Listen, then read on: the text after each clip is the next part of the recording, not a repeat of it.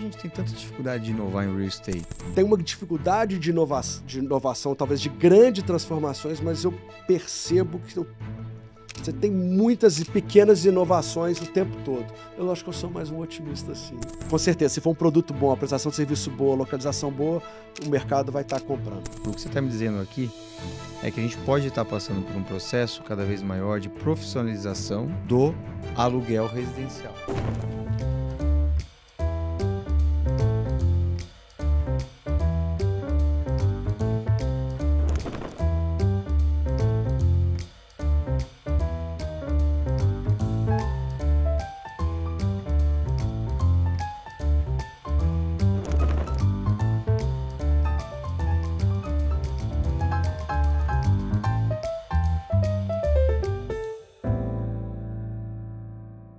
Olá pessoal, sejam bem-vindos a mais um episódio do Rethink Talks, o podcast que repensa, explora oportunidades e debate o futuro do mercado imobiliário. E claro, sempre trazendo aqui um expert, um amigo, um líder da indústria para discutir os assuntos e comentar tudo o que pode ser mais relevante para você e para o seu negócio. Nosso convidado de hoje é Daniel Katz, um amigo, engenheiro civil, CEO do Grupo Katz, uma holding sediada em Belo Horizonte, que atua há 50 anos no setor de construção.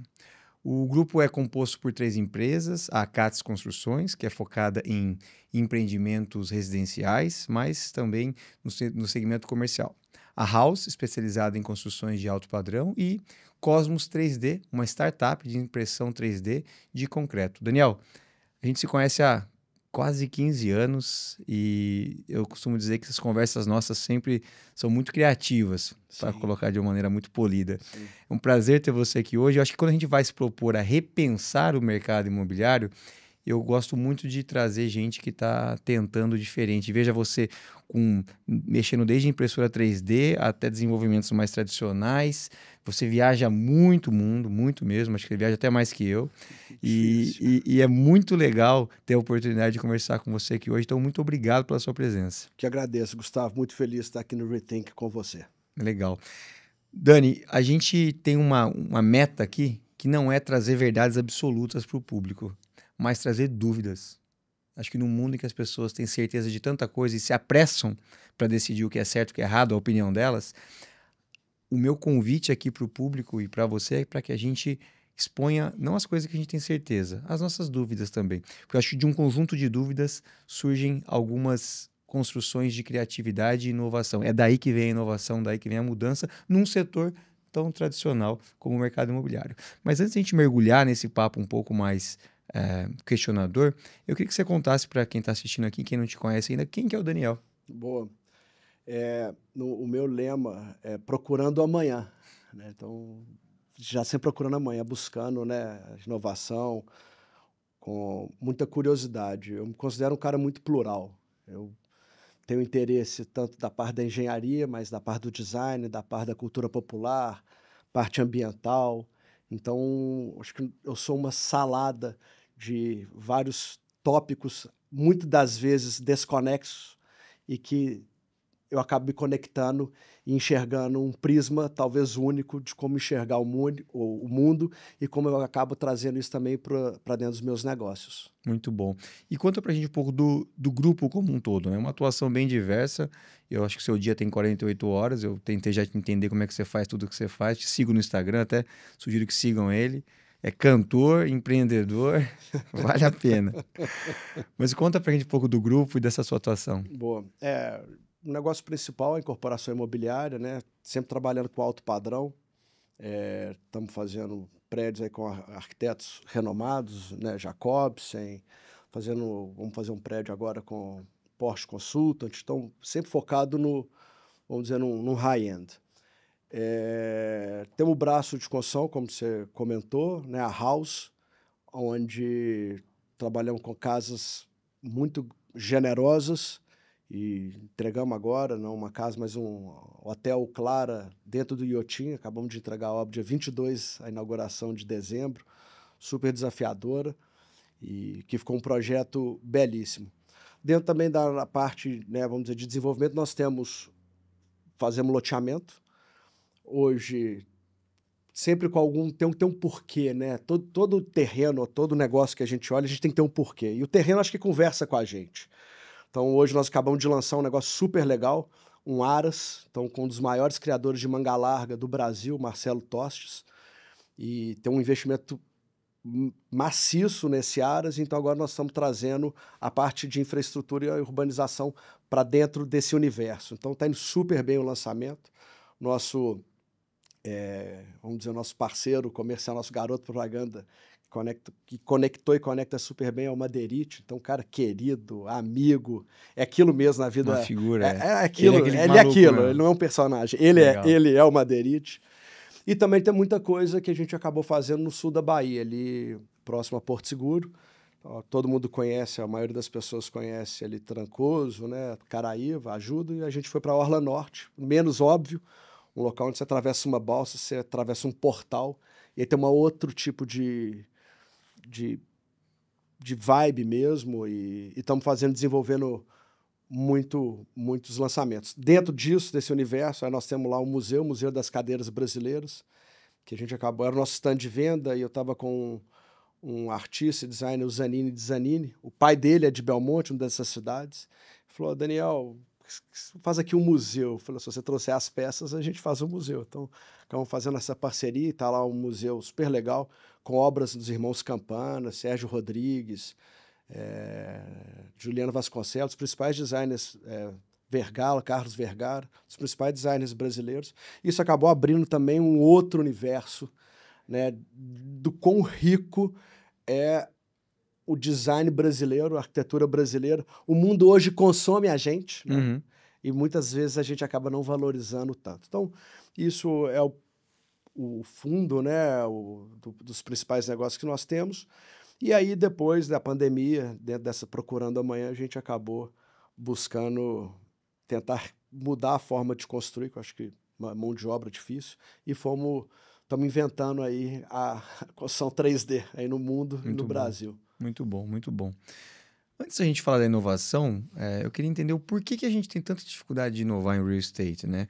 Eu acho que quando a gente olha para outros setores, a gente tem sim movimentos de inovação dentro de real estate, mas quando a gente olha mesmo, não só o Brasil, não é uma peculiaridade do real estate brasileiro, mas em termos de setor, por que você acha que a gente sofre tanto? Vamos lá, vamos separar tipos de inovação. Você tem inovações disruptivas, mas você tem inovações dentro de um processo construtivo, dentro da comunicação. Então, eu tendo a enxergar que a gente está sempre inovando, né, nas nossas empresas. Você está inovando, nós estamos aqui gravando um podcast, isso é inovação. Então, você tem a inovação que vai desde a forma hoje como você vai passar os projetos na obra. Então, você tem lá as plataformas hoje que você faz o upload, acho que isso é uma grande inovação, né, via cloud. E você tem as inovações tanto na forma de gerenciar, né, que foi trazendo, né, hoje já está mudando novamente, mas a gente pega lá as ferramentas lá atrás, quando você começou, sei lá, no Excel já foi uma grande inovação, depois no PowerPoint, quando você veio trabalhando com o gráfico Gantt, já foi uma nova inovação, e agora nós estamos no momento de novo dessa inovação. E do sistema construtivo, e aí eu acho que vira talvez uma parte da provocação grande, eu vejo essa dificuldade um pouco maior, e nós estamos falando, temos que separar que tipo de obra, né? Uma obra vertical, talvez pelo custo da mão de obra, realmente você tem essa dificuldade, porque no final do dia você vai estar sempre comparando um trade-off, o tempo versus preço, ou uma coisa que você tem que ter algum benefício ali. No final da conta, 90% acho que a decisão racional vai pelo custo. Então, torna-se difícil isso, porque quando você pega uma curva de inovação, você tem os early adopters depois aqui em cima, esse momento você está nesse ramp-up, você tem todo o custo muito mais alto até que você consiga massificar isso para depois, então, esse preço venha cair e vem todo mundo, ou a grande maioria do mercado, assumir e conseguir pagar. E aí você tem um outro tipo de inovação que aí eu vejo muita coisa acontecendo, gostaria que fosse mais, mas acho que o ponto focal é o incorporador, é onde a gente olha a arquitetura das nossas cidades, né, urbanismo, que aí é gosto, né? Eu acho que a gente poderia estar fazendo coisas muito mais interessantes. Quando você pega a década de 60, década de 50, o modernismo brasileiro, né? E aqui em São Paulo foi um berço desse modernismo. E tem aquele livro até do Raul, São Paulo nas Alturas, que é sensacional, que vai contando a história de vários... Tá esgotado esse livro, tenta comprar, não tem, É cara. um espetáculo. Chama o Raul, o que ele te Eu vou convidar ele, isso aí. ele tá na minha lista. E aí, então... E hoje está tendo várias releituras, né? E coisas novas originais. Então, tem arquitetos criando novos conceitos e você tem outras coisas trazendo novas linhas muito minimalistas. Tem os arquitetos aí trazendo umas linhas mais retas, mas um detalhe que quando você olha com o olho encanta. E aí dentro disso, que está trazendo para as cidades, eu acho que também essa conversa toda muito da parte do I, do ISG, né, e trazendo hoje uma ambientação, uma vegetação, principalmente uma vegetação tropical, né, que se adapta muito bem e vai estar embelezando demais e virando, acho que talvez a cereja do bolo das nossas construções. Então, eu vejo, tem uma dificuldade de inovação, talvez de grandes transformações, mas eu percebo que você tem muitas pequenas inovações o tempo todo. Eu acho que eu sou mais um otimista assim. Muito bom, muito bom. Não é verdade. Se você coloca em perspectiva, às vezes a gente fica esperando por um grande salto, por uma grande transformação, mas são pequenos detalhes que vão movendo uma transformação. De que maneira que você consegue correlacionar o papel do ferramental imobiliário, seja ele residencial, escritórios, hoteleiro, galpão industrial logístico, e a sociedade?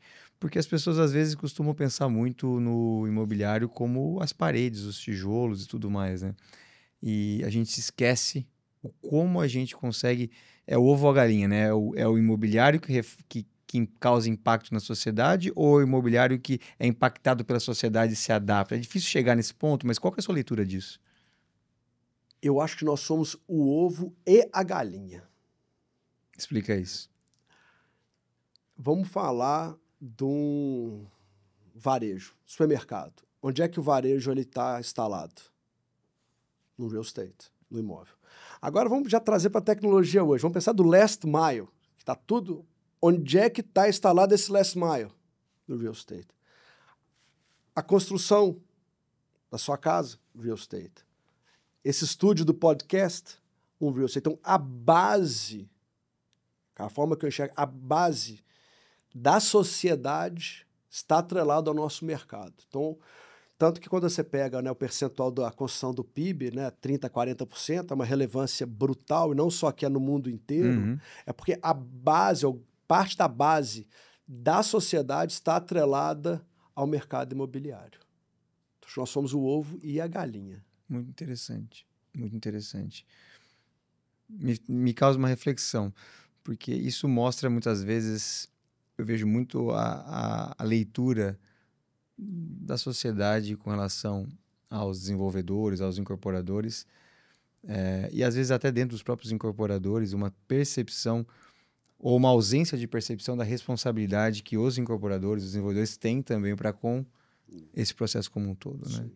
E às vezes nós nem estamos falando de um investimento de capital muito maior para fazer um produto, um ferramental imobiliário que dialogue melhor com as necessidades humanas, mas é um investimento muito mais intelectual que às vezes se vê fragilizado, não talvez por falta de interesse, mas talvez pelas pressões de resultado, de juros altos, aquela loucura de mercado, né? Como é que você faz para manter a sanidade no sentido de se provocar a pensar o imobiliário com essas nuances? Eu acho que é uma coisa mais intuitiva. Eu acho que, né, é muito observando o todo. Né? Então, acho que isso não tem uma fórmula. Uma receita de bolo. Eu acho que não tem. Eu acho que para cada pessoa você tem uma intuição. E aí tem coisas que também não tem nada de errado nisso, né? Onde você tem aí uma coisa um pouco mais conservadora, né, dos prédios. Acho que 90% do mercado imobiliário tende a dizer que é mais conservador. E aí você tem diversos motivos para ser mais conservador. E aí nós podemos entrar numa discussão de legislação, porque nós estamos lastreados na legislação. E cada município... A ordem. é de um jeito. Então, mesmo que aqui seja o melhor local para se instalar tal coisa, você não vai poder, tal produto não vai poder, porque você tem um ordenamento de alguma forma que acha que isso seria melhor e muitas vezes não escutando o mercado, né? Porque o mercado conversa com a gente, né? O mercado tende a ser soberano.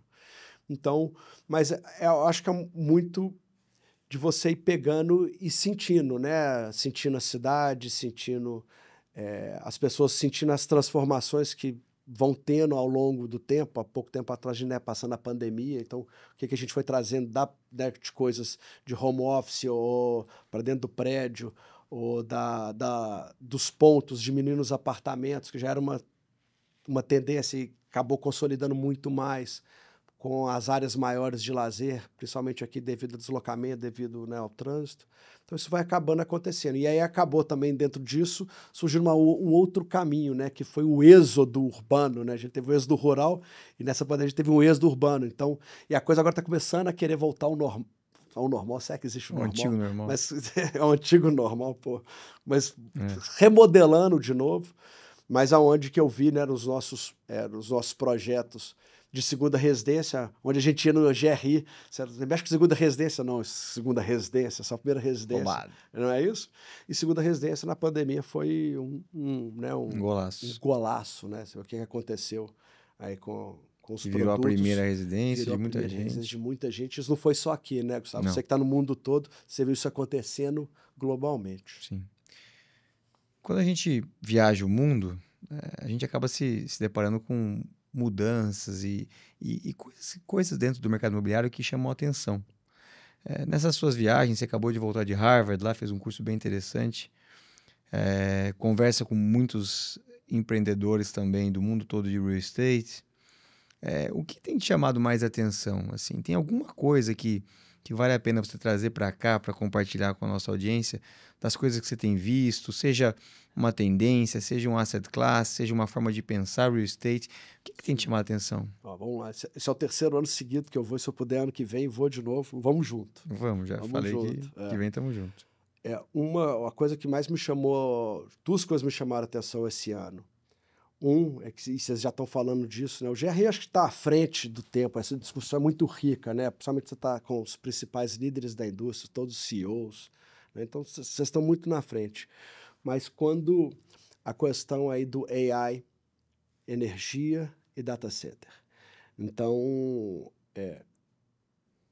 tem um estudo lá falando que se for conseguir atingir a potência do AI, que imagina-se que pode atingir, nós temos que dobrar a quantidade de energia produzida no mundo hoje. Então, é um número absurdo, né? Se isso vai acontecer ou não vai, a gente não sabe. Mas então de asset class, eu acho que é um negócio que, com certeza, vai estar demandado. Não à toa, Blackstone, BlackRock, Brookfield estão despejando dinheiro nisso. E muito dinheiro, exatamente.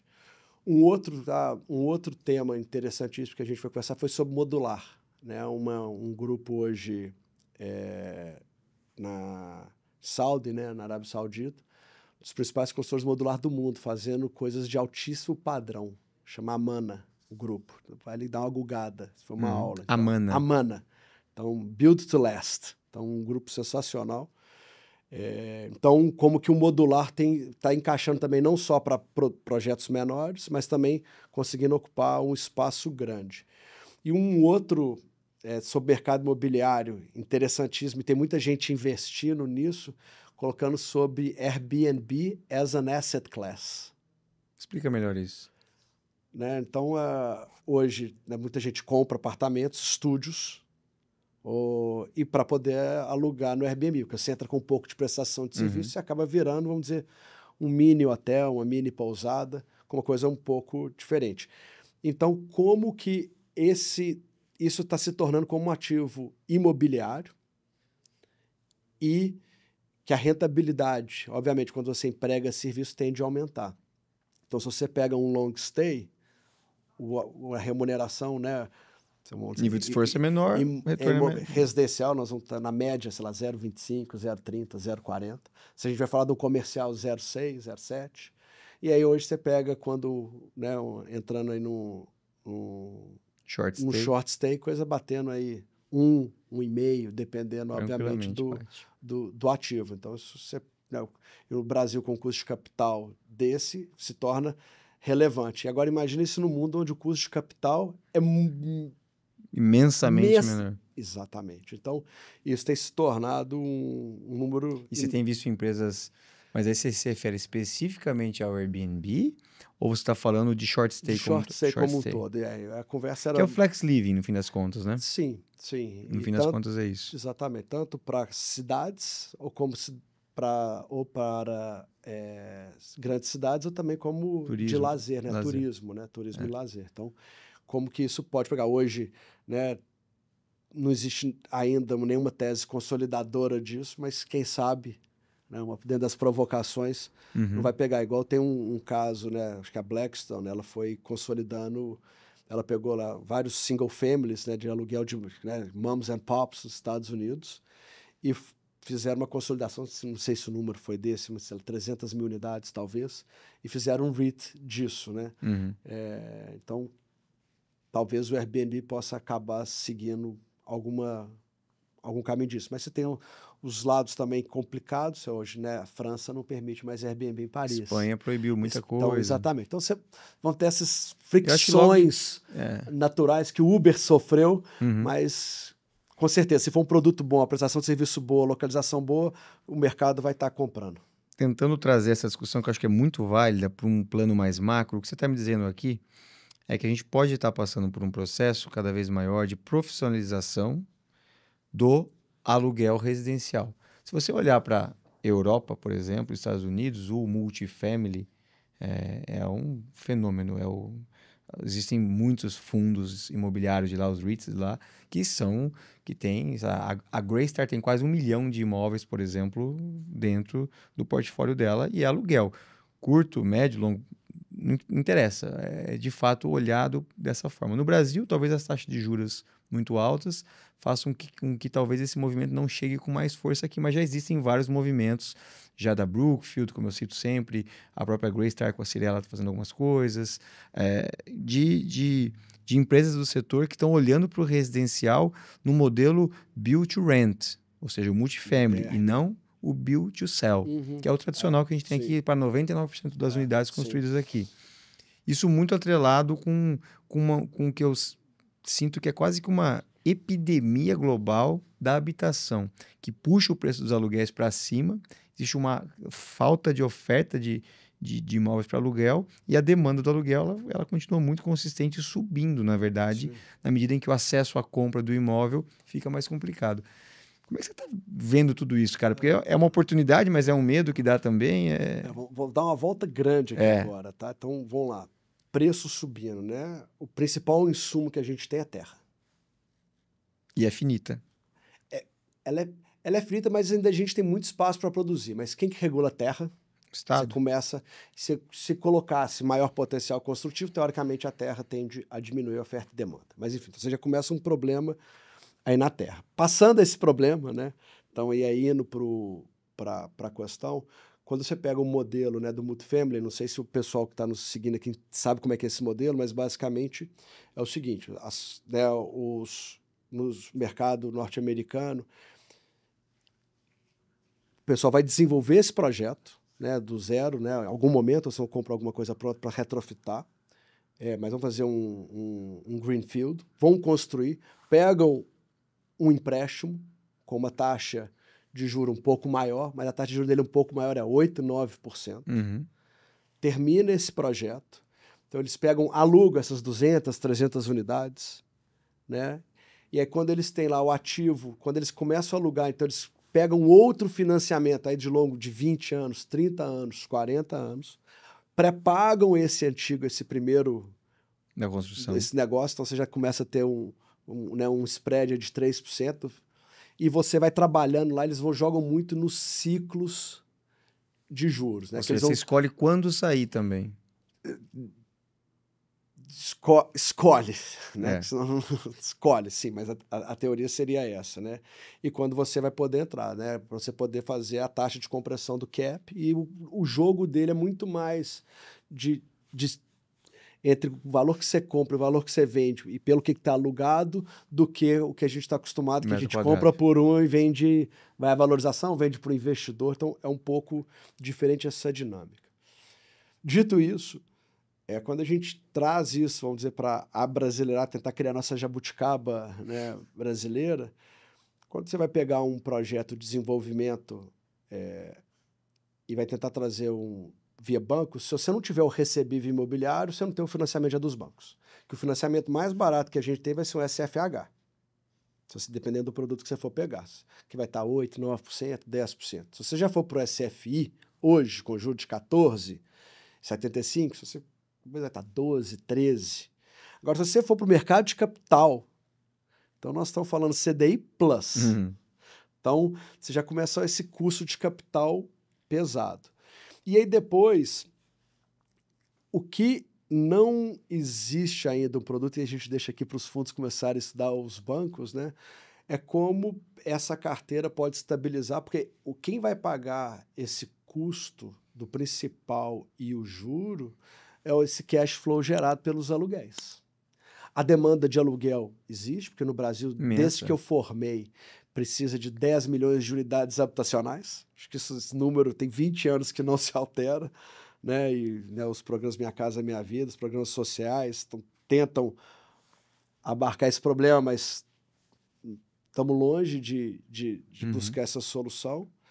Então, enquanto a gente também não tiver, acho que uma taxa de juros um pouco mais, um custo do capital, né? A taxa de juros é consequência de uma coisa, né? Então, quando a gente não tiver, né, um custo de capital, um país com um pouco mais de responsabilidade fiscal e o entendimento, essa taxa do nosso dinheiro tiver mais adequada, vai ser um jogo ainda, talvez, de médio prazo. Mas vai a gente misturando com a questão do Airbnb. Se você está prestando um serviço, se você consegue ter um yield maior sobre o seu, né, sobre o seu capital, então essas contas vão começar a convergir desde que você preste, então, serviço, às vezes vai entregar mobiliado e vai criar, aí voltando para um Airbnb as asset class. Então, vai ter um misto disso aí. Recentemente, numa das reuniões do GRI na Espanha, acho que foi na Espanha e em Londres, a gente fez uma reunião para falar de multifamily ou flex living, e a gente tinha vários operadores, proprietários dos prédios que também operavam. Porque um grande ponto é esse, você deixa com o Airbnb um percentual da sua receita, que ele é o canal que capta o cliente para você. Mas eles estão saindo dessa plataforma, buscando de outras formas, ou pelo menos boa parte, não colocando apenas no Airbnb ou na Booking ou outras coisas, como captação, e trazendo muitos serviços ali dentro. E eu achei um número interessante que hoje, do que eles me disseram ali naquela sala, mais de 15% da receita daquele prédio vinha de serviços, que é um número considerável, relevante. E às vezes, quando a gente vai fazer um teste de viabilidade aqui no Brasil, a gente faz a conta considerando o aluguel de hoje, uma coisa mais conservadora, que tudo bem, e a gente esquece que tem também esse valor que você consegue gerar com serviços, né? Mas eu acho que é uma mudança mais longo prazo. Você, falando ainda de Airbnb e de short stay, você vê chance de alguma crise no Brasil por excesso de oferta? Porque o que aconteceu foi que a gente lançou muito, especialmente em São Paulo, muitos estúdios, apartamentos menores. Você se preocupa com isso ou você acha que isso não é algo que... Você acha que a demanda é suficiente para absorver e está tudo bem? Não, hoje... No livro do Raul é interessantíssimo. Na década de 60, né, aconteceu tinha situações similares, onde acabou tendo um excesso na época de flat, né, aqui em São Paulo. Mas aí, colocando em perspectiva, eu tendo a dizer que no curto prazo eu acho que não. São Paulo hoje é 40% do PIB brasileiro. São Paulo engoliu o Brasil, né? Então todo mundo está aqui. E hoje virou uma forma de diversificação da hospedagem. Então, você ficar num hotel, né, diversas tarifas de hotel, dependendo de onde que você quer ficar, né, e quanto você também deseja pagar, você tem uma situação hoje muito mais econômica, onde é que você acaba podendo entrar, vamos dizer, nesse short stay, né, no flexible living, igual você está colocando. Então, eu acredito que não, acredito que tem aí o mercado, e hoje o que é interessante, que a gente pegando as principais players desse tipo de mercado, eles começaram a vender para fora de São Paulo. Sim, bastante. Para o interior de São Paulo, Fora de Vitória, Goiânia, Goiânia, Belo Recife. Horizonte, Recife. Então tem muito investidor de fora comprando imobiliário aqui. Então isso também é muito interessante, essa mudança, né? E hoje quem tem vendido e quem tem falado isso, né, que é uma nova, né, são os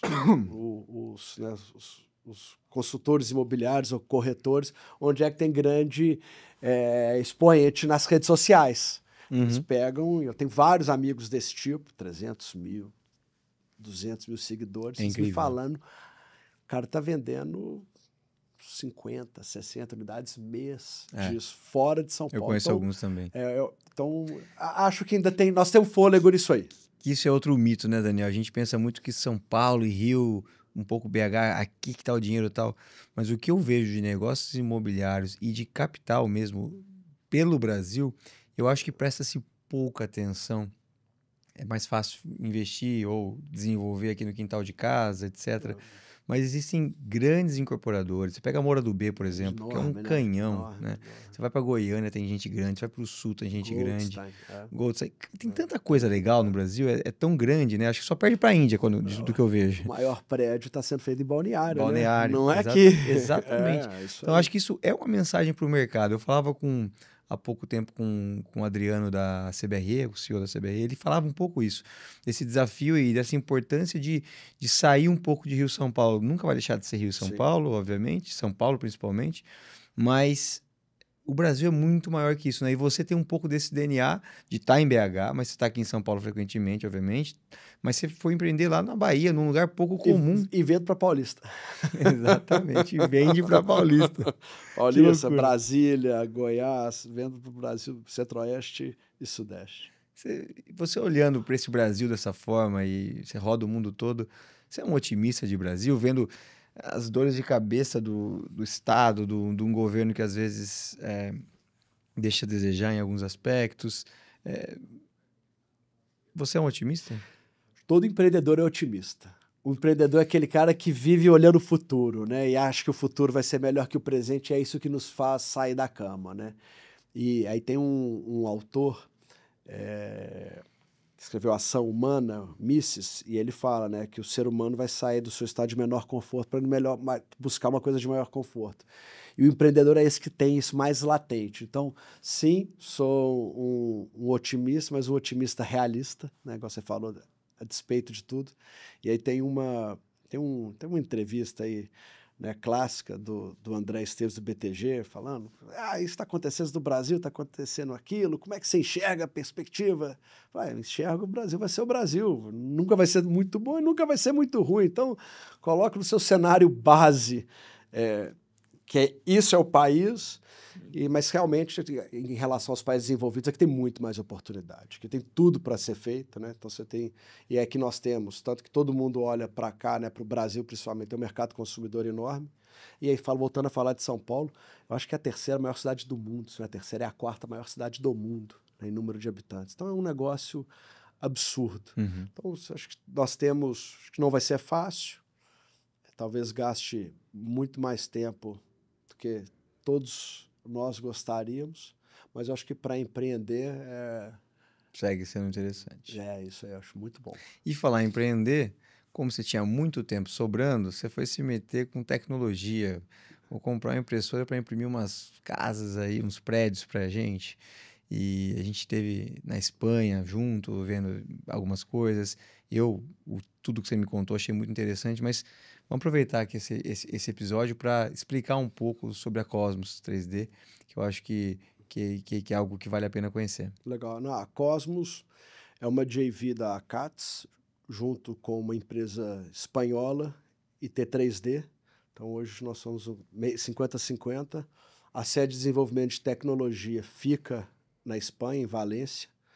Então, onde nós temos software proprietário, a máquina proprietária, saiu inclusive agora nossa patente da europeia, que foi importantíssimo para a gente. Nós já tínhamos um modelo de utilidade espanhol, agora saiu a patente europeia e estamos mandando patentear isso muito bom, né, em muitos outros países.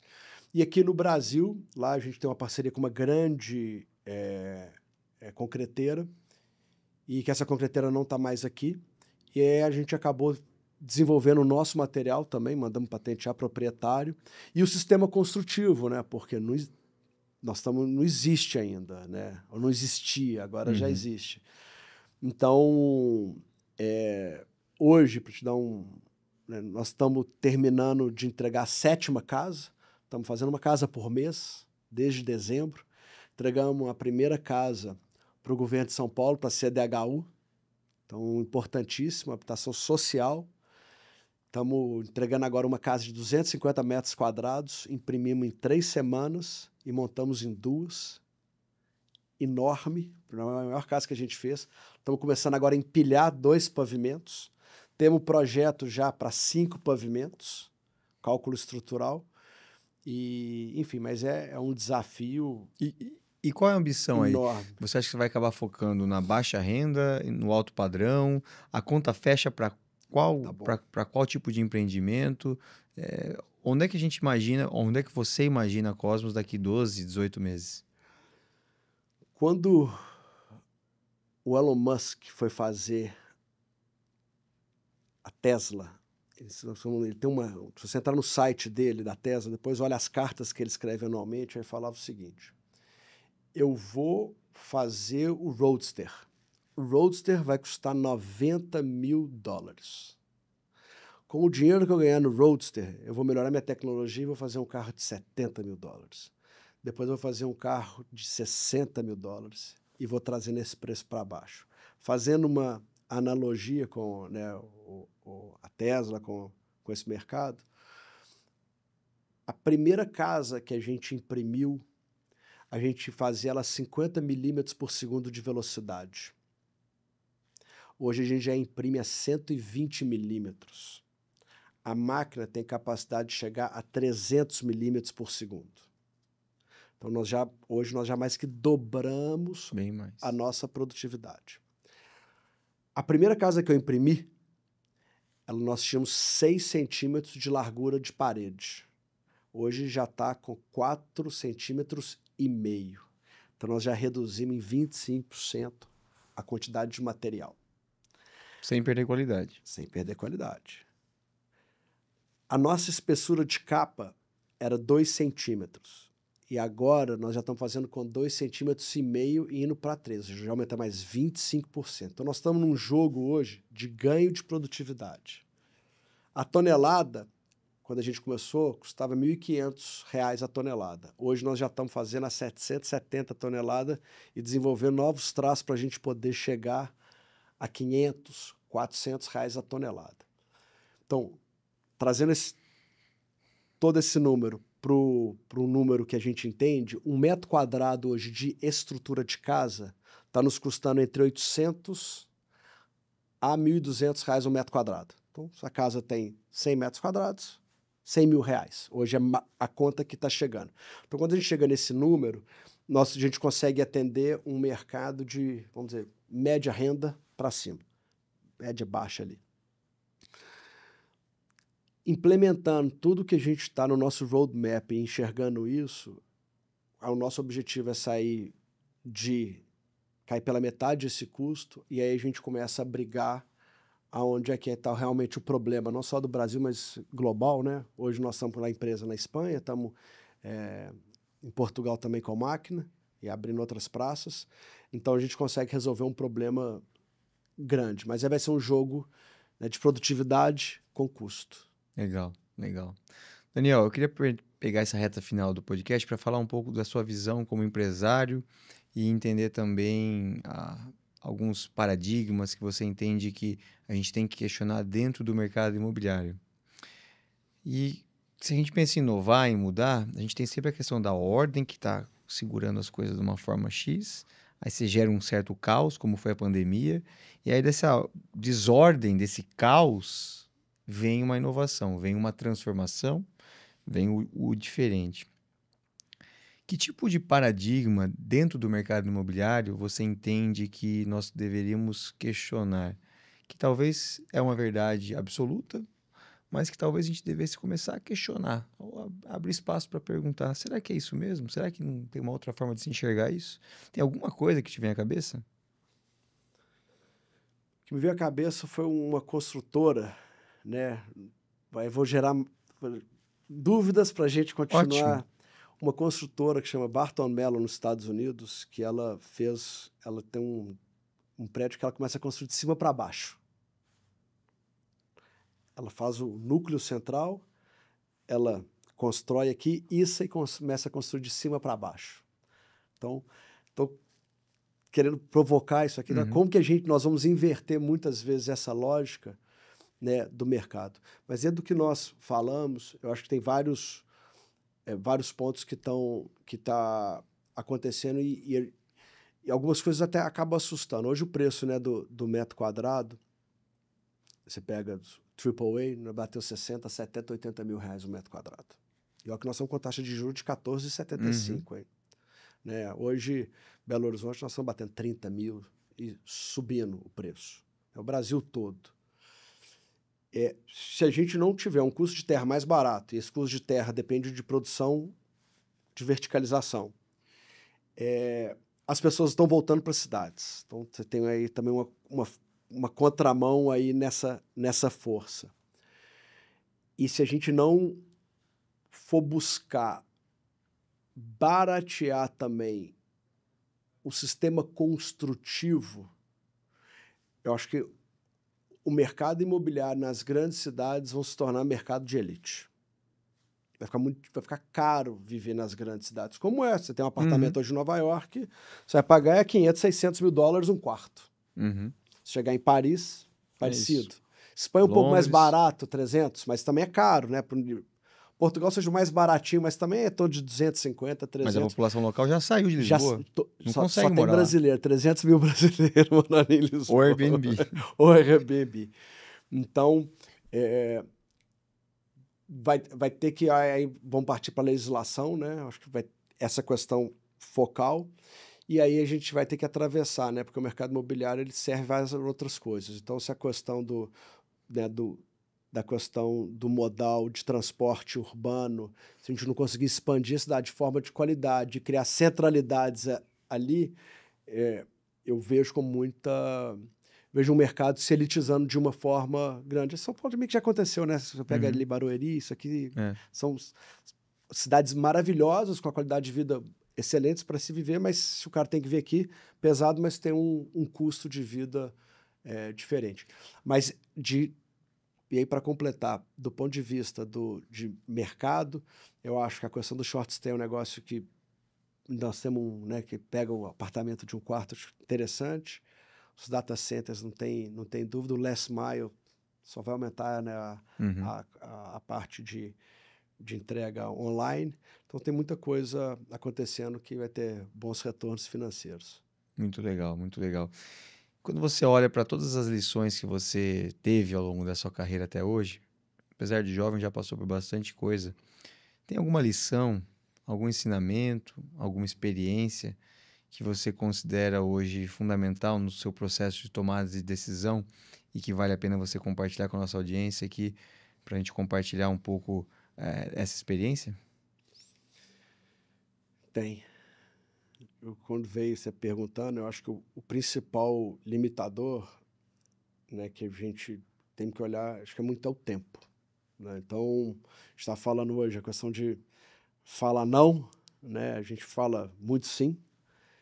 E é importante falar sim, porque o sim te traz oportunidade, né?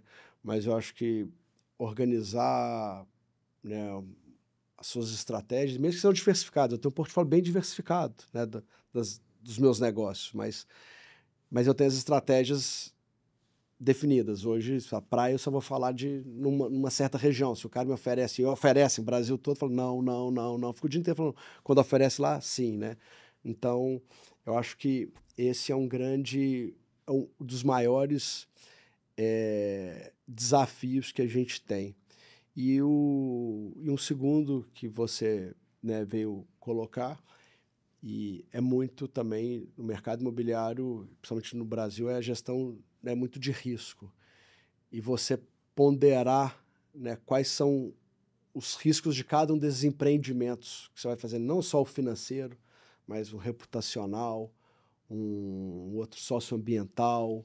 Então, para ver se o resultado final vale cruzar essa jornada toda. Então, acho que uma gestão de risco em uma visão mais holística é importante hoje. Cada vez mais eu tenho olhado isso nos meus negócios. Perfeito. Daniel, quero te agradecer muito essa conversa e bate-papo muito leve, muito gostoso, como eu imaginei que fosse você mesmo. Você é um cara que certamente provoca conhecimento e dúvidas e traz aí, acho que muitos elementos para que a gente possa pensar ou repensar algumas coisas dentro do nosso mercado imobiliário brasileiro. Prazer ter você aqui, muito obrigado e volte sempre. Eu que agradeço e vamos rethink no mercado imobiliário. Perfeito. Obrigado. Para você que acompanhou a gente até aqui, o meu muito obrigado. Convido você para deixar seu like, compartilhar esse vídeo. Tenho certeza que muita gente vai querer conhecer mais o Daniel e a forma que ele pensa o mercado imobiliário. E siga nos acompanhando aqui, que a gente vai sempre trazer gente desse nível aqui para você conhecer. Um abraço e até mais.